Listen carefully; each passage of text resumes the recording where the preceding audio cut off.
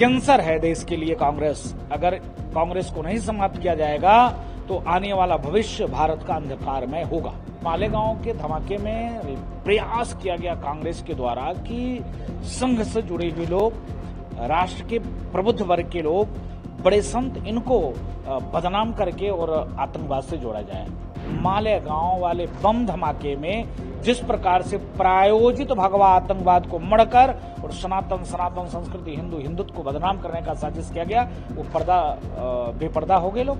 और देखिए, मैं जब पूज्य माननीय साध्वी प्रज्ञा जी से जब मुलाकात किया तो उन्होंने कहा कि राजू दास जी, किस प्रकार से हमको टॉर्चर किया गया कांग्रेस के द्वारा कि तुम कुछ बड़े संतों का नाम ले लो, तुम संघ के बड़े अधिकारियों का नाम लो।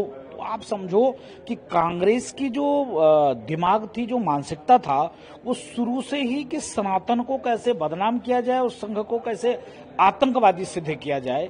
इसके नाते उस मालेगांव के धमाके में प्रयास किया गया कांग्रेस के द्वारा कि संघ से जुड़े हुए लोग, राष्ट्र के प्रबुद्ध वर्ग के लोग, बड़े संत, इनको बदनाम करके और आतंकवाद से जोड़ा जाए।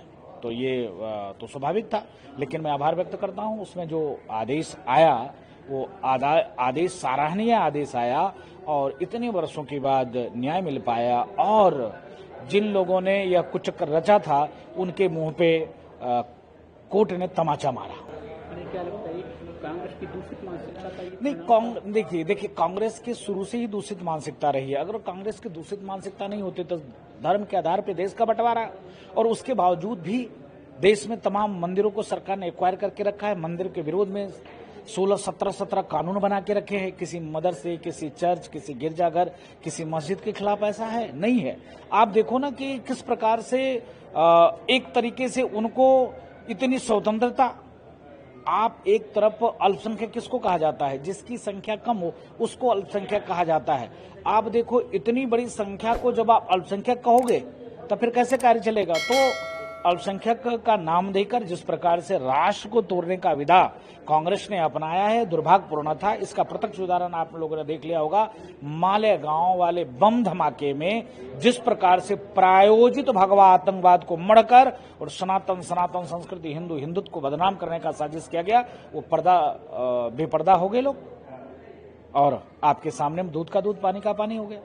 महाराज जी, क्या लगता है कि एक आरएसएस जो संवैधानिक देश की सबसे बड़ी सर्वोच्च संस्था, जिस पर आज तक कोई दाग नहीं लगा था, उसके मोहन भागवत जी को उनको एक तरीके से टारगेट करने का प्रयास किया गया? नहीं, देखिए, संघ राष्ट्र के लिए समर्पित है, संघ समाज के लिए समर्पित है। संघ का बच्चा चाहता है समाज का उत्थान हो, माँ भारती को मानने वाले हो, भारत में रहने वाले गर्व से सीना करके और भारत को विश्व पटल पर स्थापित करे। ये संघ विचारधारा सिखाती है।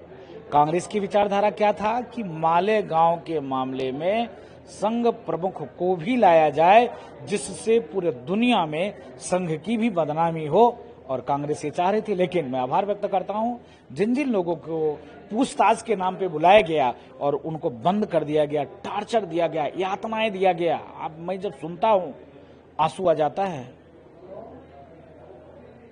प्रज्ञा ठाकुर को जब मैं सुनता हूं तो आंसू आ जाता है कि उस बहन की जीवन को बर्बाद कांग्रेसियों ने कर दिया, और इस प्रकार से बर्बाद किया कि आज क्या स्थिति है आप देख सकते हो।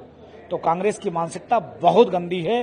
अगर कैंसर है देश के लिए कांग्रेस, अगर कांग्रेस को नहीं समाप्त किया जाएगा तो आने वाला भविष्य भारत का अंधकारमय होगा। Subscribe to One India and never miss an update. Download the One India app now.